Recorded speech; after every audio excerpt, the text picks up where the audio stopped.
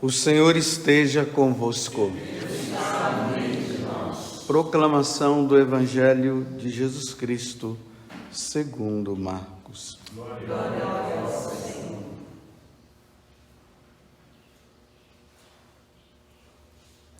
Início do Evangelho de Jesus Cristo, Filho de Deus. Está escrito no livro do profeta Isaías: Eis que envio o meu mensageiro à tua frente, para preparar o teu caminho. Esta é a voz daquele que grita no deserto: preparai o caminho do Senhor, endireitai suas estradas. Foi assim que João Batista apareceu no deserto, pregando um batismo de conversão para o perdão dos pecados. Toda a região da Judéia e todos os moradores de Jerusalém iam ao seu encontro, confessavam os seus pecados, e João os batizava no Rio Jordão. João se vestia com uma pele de camelo e comia gafanhotos e mel do campo, e pregava dizendo: depois de mim virá alguém mais forte do que eu. Eu nem sou digno de me abaixar para desamarrar suas sandálias. Eu vos batizei com água, mas ele vos batizará com o Espírito Santo. Palavra da salvação. Glória a vós, Senhor.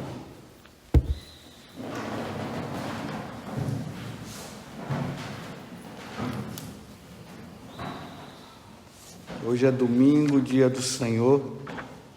Mais uma vez nos reunimos em volta do altar para celebrar a paixão e ressurreição, a encarnação do Senhor. Ele veio para nos salvar. Interessante que a nossa vida cristã, ela é marcada pelo dia 25 de março.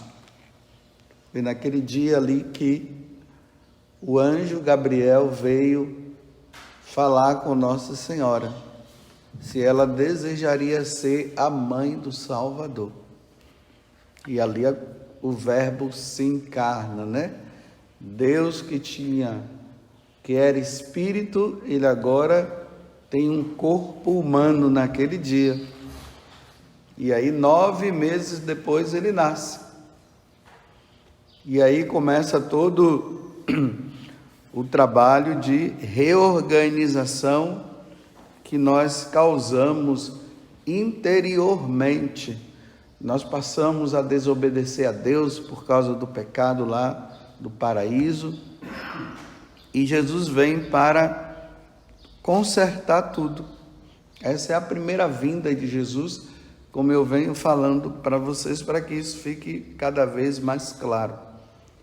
Nós, como cristãos, nós temos que ter como base esse momento, porque se nós não tivermos a clareza de que Deus veio no meio de nós, na pessoa de Jesus Cristo, Ele obtém um corpo humano para nos salvar, nós vamos viver uma espiritualidade muito vazia, fazendo coisas, mas sem saber o porquê que nós estamos fazendo. Então, nós temos as nossas devoções, nós vamos à missa, nós nos preparamos dia a dia para estarmos sempre em dia com Deus, por causa desse momento. E o Verbo divino se encarnou e habitou entre nós. E aí todos nós nos voltamos para a pessoa daquele homem perfeito que é Deus, que é Jesus, que vem nos salvar. E ele veio para isso, ele nos salvou. Essa vinda, a primeira vinda dele, ela foi constituída por uma preparação. Essa preparação está lá no Antigo Testamento. Desde o momento em que Adão e Eva, eles pecam, Deus já começa a preparar o povo. Por exemplo, que chama até o primeiro evangelho, que está lá no livro do Gênesis, quando Deus disse, né, que porá inimizade entre a serpente e a mulher. Que a mulher vai pisar a cabeça dessa serpente. A partir daquele momento começa a preparação. E aí vem, né, os nossos primeiros pais, Abraão, Isaac e Jacó. Depois vem os profetas, até chegar o último profeta, que é João Batista. E aí é o evangelho de hoje, né? João Batista, que já faz uma preparação mais imediata, porque, na verdade, o Filho de Deus, o Verbo encarnado, ele já estava ali em Jerusalém. Porque João Batista e Jesus têm mais ou menos a mesma idade, né? Uma diferença ali de mais ou menos 6 meses de diferença. Então, quando João Batista, ele começa a dizer para as pessoas que elas precisariam mudar de vida para que elas estivessem com o coração aberto, para receber o Salvador, João Batista já estava apontando para ele, tanto que naquele momento que ele está ali batizando, né? Aí Jesus aparece. Ele aponta e diz: eis o Cordeiro de Deus que tira o pecado do mundo. É ele que eu estava falando para vocês. Como termina o evangelho hoje dizendo que ele não é nem digno de se abaixar para desamarrar as sandálias, porque ele é muito mais do que João Batista, porque as pessoas imaginavam que João Batista fosse a pessoa, né? Mas João Batista, não sou eu não. Aquele que vai chegar, ele vai aparecer, eu não sou nem digno dele. Agora veja como é que as pessoas se preparavam. João Batista recomendava a conversão, e a primeira coisa que as pessoas faziam era se batizar. E aqui fala que eles também confessavam os seus pecados. Não adianta nós ficarmos, né? Olha, Jesus está voltando, Jesus está chegando, Jesus está isso. 3 dias de trevas, vai ser em tal data. Como eu digo para vocês que a data nós não sabemos, mas nós estamos vendo que as coisas estão tudo aí indicando, dá a impressão que já está bem próximo, né? Mas eu não estou dizendo para vocês que de data, pode ser que estejamos bem próximo mesmo, mas claro, cada dia que passa, mais próximo nós ficamos.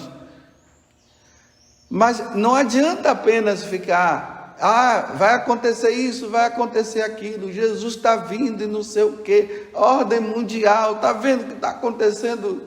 De que adianta fazer tudo isso e não mudar de vida? De que adianta se preparar externamente e não preparar-se internamente? Então, como é que o pessoal fazia? Eles ouviam João Batista e a primeira coisa que eles faziam era se batizar. Embora o batismo não fosse como o batismo que nós temos hoje, era um batismo de conversão, de preparação, né? E confessavam os seus pecados também, pediam perdão a Deus dos pecados.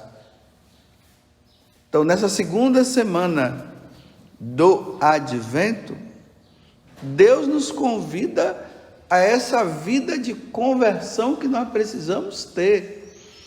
Aqueles que não foram batizados precisam se batizar.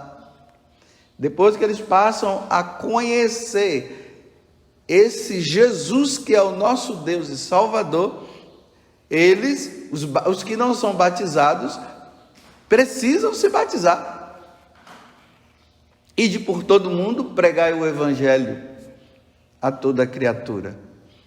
Quem crê Quem acreditar que esse Jesus de Nazaré, ele é a pessoa, é a segunda pessoa da Santíssima Trindade.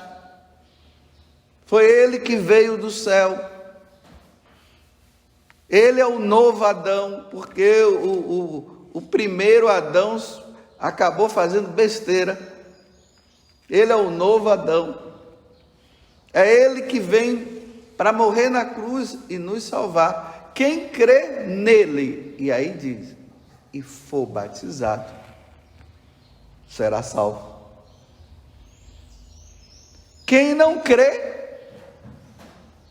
está condenado, já está vivendo um estado de condenação, porque não se batizou. Você vê que os catecúmenos levavam ali, né, o ano inteiro, fazendo aquela preparação, para que no dia da Páscoa do Senhor, eles pudessem ser batizados, e remidos para poder agora se tornarem cristãos e seguidores de nosso Senhor Jesus Cristo. Mas como nós pisamos na bola, porque o batismo nos limpa totalmente, né? Imagine se uma pessoa que ela é batizada adulta, ela fez todas as atrocidades que ela poderia fazer, e depois ela se converte e ela é batizada, ela volta ao estado de inocência. Se ela morre em seguida, ela vai direto para o céu, não passa no purgatório não, vai direto, porque a pessoa fica totalmente limpa dos seus pecados. Mas, no decorrer da vida, as inclinações ao pecado continuam, né?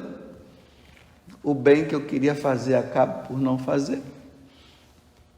E o mal que eu não deveria fazer, eu acabo fazendo.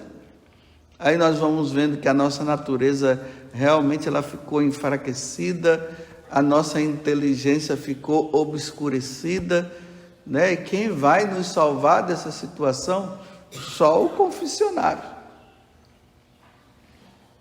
Agora é o confessionário. Depois de batizado, a solução é o confessionário. E é assim que se prepara. Mas se nós vamos deixando, vamos vivendo, vamos vivendo. Aí a segunda leitura é São Pedro, né? Ele está dizendo assim, olha, fiquem sabendo que essa demora de Deus é para que nós, é um tempo que Ele está dando para que haja mudança na nossa vida. Então, esse tempo que Deus nos dá, não é para nós relaxarmos, pelo contrário, é para nós estarmos mais ativos, levando uma vida santa, como Ele está dizendo. Porque quando o Senhor chegar na sua glória, ou quando Ele nos chamar, Ele precisará nos encontrar numa vida santa. Nós temos que estar atentos. Jesus está voltando. Não é simplesmente o medo, né, de que, como São Pedro está dizendo aqui, que a terra vai se fundir com fogo e tudo isso vai desaparecer. Então eu começo a ficar com medo. Ai meu Deus, vai ficar tudo, vai queimar tudo. Então agora eu tenho que ficar ali pedindo perdão a Deus para eu não me queimar. Não, não é isso. A minha vida de santidade vai ter como consequência, no momento que tudo desaparecer, a salvação por amor a Deus. Então, por amor a Deus, porque eu passei a conhecê-lo, eu passei a perceber que realmente as minhas atitudes não convêm, eu fico cuspindo no mesmo prato. Deus me deu tudo e eu não estou nem aí para Ele. Eu não reconheço toda a paixão, morte e ressurreição que Jesus passou. Eu vou levando uma vida assim, de qualquer jeito. Aí eu vou reconhecendo e vou dizendo: Senhor, não é assim que eu quero. Olha a preparação, né? Não é assim que eu quero viver. Senhor, me perdoa. Senhor, eu fiz isso. Senhor, eu fiz aquilo. Senhor, eu deveria ter casado, mas não casei. Agora eu sei, eu preciso casar. Porque a pessoa vivia junta, no caso, né? Se está no adultério, eu preciso mudar isso aqui. Eu preciso rever essa vida. Porque o Senhor fez tanto por mim e eu sou um mal agradecido. Então, na medida que eu vou vivendo isso, reconhecendo, independente de céu, de inferno, de que esse mundo vai se fundir assim ou não, eu vou levando uma vida santa. E aí, quando o Senhor vem, justamente naquele momento que nós não sabemos, Ele vai nos encontrar nessa vida tão santa, que Ele vai se alegrar. E a alegria de Deus e a nossa vai ser tanta que nós iremos para conviver com Ele. Mas se eu fico nessa vida dizendo, não, Ele tarda, eu acho até que isso não é verdade, e eu vou levando uma vida errada, na hora que Ele chegar vai ser difícil.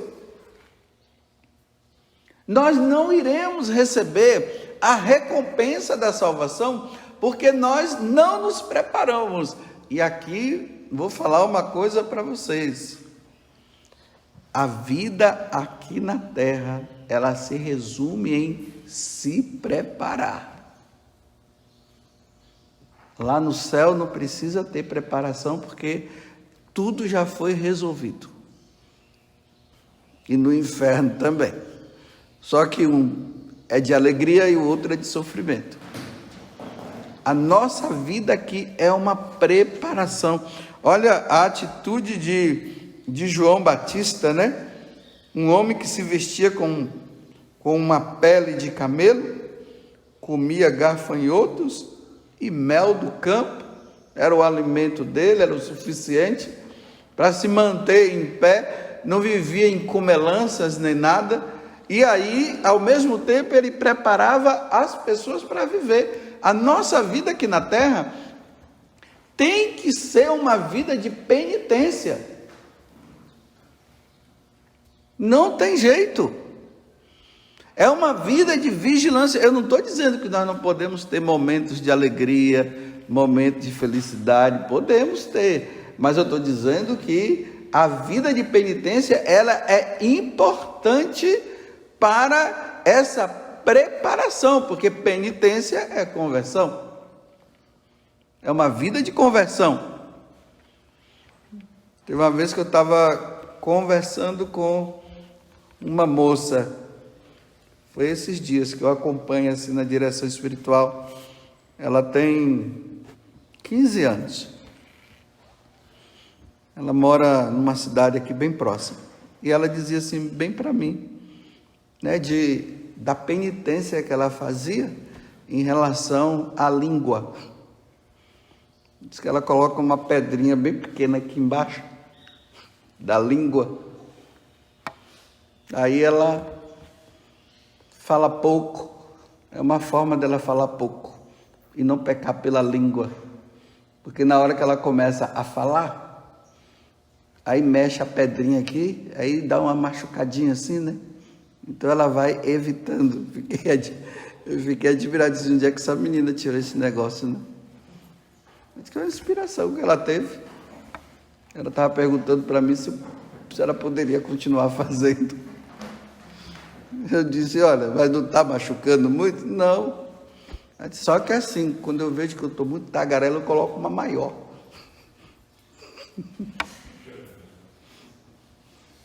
Veja que solução que a menina encontrou para não ficar perdendo tempo com conversa fiada.